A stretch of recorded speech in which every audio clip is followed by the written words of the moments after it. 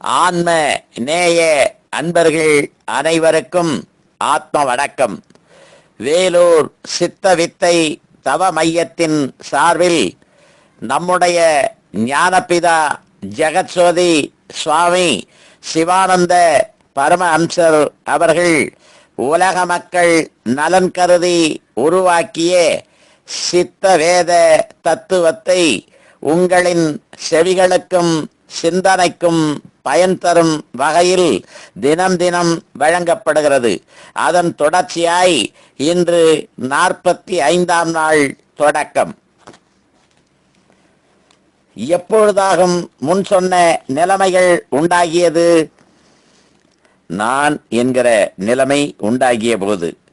அதல்லாமல் நீ தூங்குகிற சமயம் முன் சொன்ன யாதேனும் நிலைமைகளுண்டோ? இல்லை. காரணம் என்ன? நான் என்கிற நிலைமை இல்லாததனால். நான் என்னும் நிலைமை எப்பொழுது உண்டாயிற்று? தூக்கம் விழித்த பொழுது. அப்பொழுது முன் சொன்ன நிலைமைகளெல்லாம் யாருக்குள்ளதாகும்? எனக்குள்ளதாகும். அப்போது உமக்காகும் வடக்கு கிழக்கு தெற்கு மேற்கு இருக்கின்றது. அதனால் உம்முடைய வடக்கு கிழக்கு தெற்கு மேற்கு சொல்ல முடியுமா? முடிவதில்லை. நீர் பாடசாலையில் படித்திருக்கிறீரா? படித்திருக்கிறேன். அந்த பாடசாலையில் பூகோள படம் பார்த்திருக்கிறீரா? பார்த்திருக்கிறேன். அந்த பூகோள படத்திற்கு வடக்கு தெற்கு பக்கம் எங்கேயாகும்? படத்தில் தலைப்பக்கம் வடக்கும் அடிப்பக்கம் தெற்குமாகும். உம்முடைய மேல் பக்கம் ஏதாகும்? சிரசாயிருக்கின்ற மேல் பாகம். அதற்காகும் உயர்ந்த பக்கம் வடக்கு என்று சொல்லுகிறது. அது நம்முடைய சிரசாகும். அந்த சிரசில் புருவ மத்தியிலாகும் மனதாகிய குரு அடிப்பக்கமாகிய தெற்கே கீழ்முகமாக இருக்கின்றது. இதனால்தான் குருவுக்கு தட்சிணாமூர்த்தி என்று சொல்ல காரணம். வடக்கு தெற்கு பக்கம் இன்னதென்று தெரிகிறது. கிழக்கு மேற்கு பக்கம் ஏதென்பதையும் தெரிவிக்க வேண்டுமாய் கேட்டுக்கொள்கிறேன். கிழக்கு என்பது பூர்வ பாகம். பூர்வம் என்றால் முன்பு என்று பொருள். முன்பு என்று சொல்ல வேண்டுமானால் ஒரு பொருள் வேண்டியதல்லவா? ஒரு பொருள் இல்லாவிட்டால் எப்படி முன்பு என்று சொல்ல வேண்டியது? ஒரு வஸ்து இல்லாவிட்டால் முன்பு என்றோ பின்பு என்றோ சொல்ல முடிவதில்லை. அப்படியாயின் நாம் எப்பொழுதும் பார்த்து கொண்டிருக்கின்றது எதையாகும்? நாம் பார்க்கிறது உலகத்தை ஆகும். அப்பொழுது உலகு இல்லாவிட்டால் யாதேனும் உண்டா? இல்லை. அதனால் உலகத்தினுடைய முன்புக்கேயாகும் நாம் பூர்வம் என்று சொல்லுகிறது. அதாவது உற்பத்தி ஸ்தானம். ஆனால் இந்த உலகம் எங்கிருந்து உண்டானது? நம்மிலிருந்தே உண்டானது. அப்பொழுது நம்மில் எந்த பாகத்தில் இருந்தாகும் உலகம் உண்டானது? நம்முடைய சிரசிலிருந்து. ஆனால் சிரசிலிருந்து உண்டானதென்றால் நமக்கு எப்பொழுதும் உலகத்தை பார்க்க முடியுமா? முடிகிறதில்லை. என்ன காரணம்? எந்த சமயத்தில்? அதாவது நாம் தூங்கும் பொழுது. அப்பொழுது உலகம் இருக்கிறதா? இல்லை. அப்பொழுது என்னவாயிற்று? அப்பொழுது உலகம் தன்னில் அடங்கி இருக்கிறது. தன்னில் உலகம் அடங்க காரணம் என்ன? அப்பொழுது நமது ஜீவன் நம்மில் அடங்கியதனால். எப்பொழுது உலகம் உண்டானது? தூக்கம் விழித்த பொழுது. தூக்கம் விழித்த பொழுது எங்கிருந்து உண்டாயிற்று? ஜீவனிலிருந்து உண்டாயிற்று. அந்த ஜீவனிலிருந்து எப்படி உண்டாயிற்று?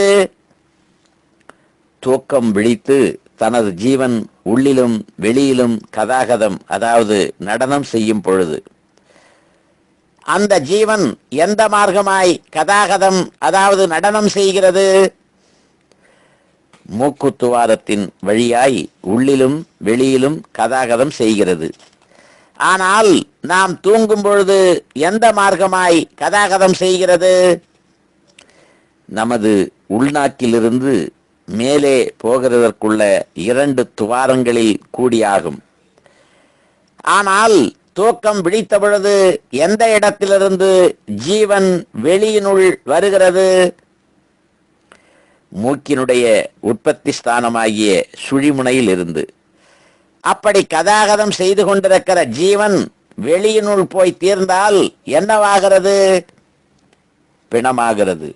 அந்த பிணத்திற்கு உலகம் இருக்குமா? இருக்காது. என்ன காரணம்? அதில் ஜீவன் கதாகதம் செய்யாததனால்.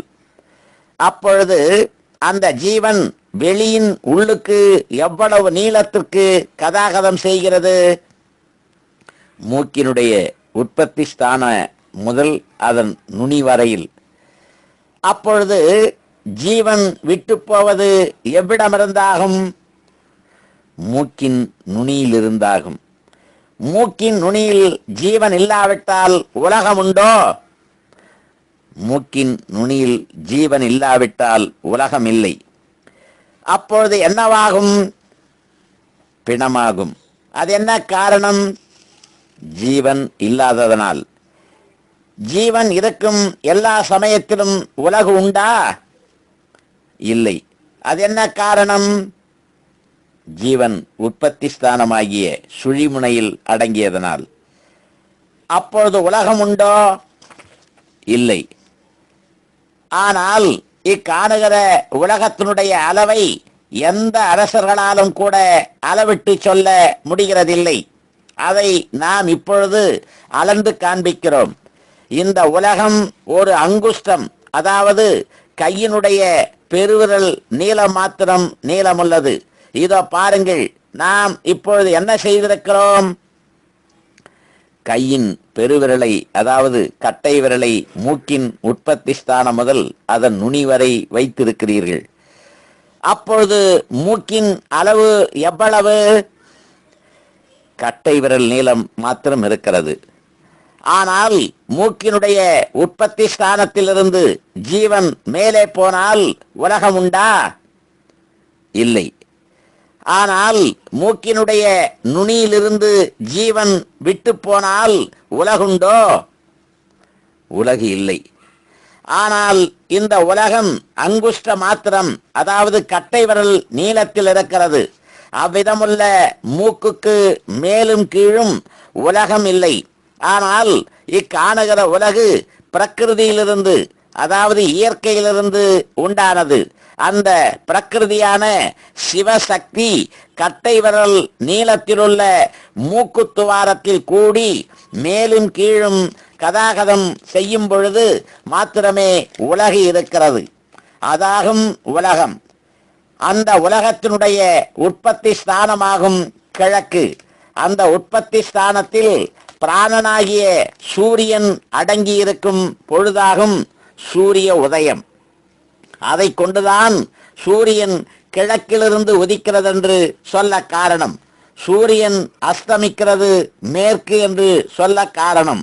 சூரியன் அஸ்தமித்த போது இருட்டாயிருக்கும். இருட்டாக காரணம் வெளிச்சம் இல்லாததால். எந்த இடத்திலிருந்து வெளிச்சம் உண்டாகிறதோ அந்த இடத்திலிருந்து வெளிச்சம் இல்லாது வருகின்ற சமயத்துக்காகும் அஸ்தமனம் என்று சொல்லுவது. அது எப்படி? நாங்கள் சூரியன் கிழக்கே உதித்து மேற்கில் அஸ்தமிக்கிறதை கண்டு வருகிறோம் அல்லவா? ஆனால் சூரியன் உதிப்பதை நீர் காணுகிறதுண்டோ? அது எவ்விடமிருந்து காணுகிறதுண்டு? ஆகாசத்திலிருந்து. ஆகாசத்திலிருந்து சூரியன் உதிக்கிறதை நீர் பார்த்திருக்கிறீரா? ஆகாசத்திலிருந்து சூரியன் உதிக்கிறதை கண்டதில்லை. உதித்து உயர்ந்து வந்த பொழுது ஆகாசத்தில் பார்த்திருக்கிறேன். அப்பொழுது சூரியன் உதிக்கிறதை நீர் பார்க்கவில்லை. உதிக்கிறதென்று கேள்வி மாத்திரம் உண்டு. சூரியன் உதித்தால் நமக்கு என்னவாயிருக்கும்? பகலாயிருக்கும். பகல் என்பதற்கு திருஷ்டாந்தம் என்ன? பிரகாசம் உண்டாவது கொண்டு. இப்பொழுது என்ன சமயம்? பகல் சமயமாகும். இப்பொழுது உமக்கு பிரகாசம் உண்டோ? உண்டு. இந்த வீட்டினுள் யாரெல்லாம் இருக்கிறார்கள் என்றும் சாமான்கள் என்னென்னவாகும் இருக்கிறது என்றும் இவ்விடத்திலிருந்தே உமக்கு சொல்ல முடியுமா? உள்ளே போய் பார்க்காமல் சொல்ல முடிவதில்லை. நன்று, நாளைக்கு தொடர்வோமா? ஆத்ம வணக்கம்.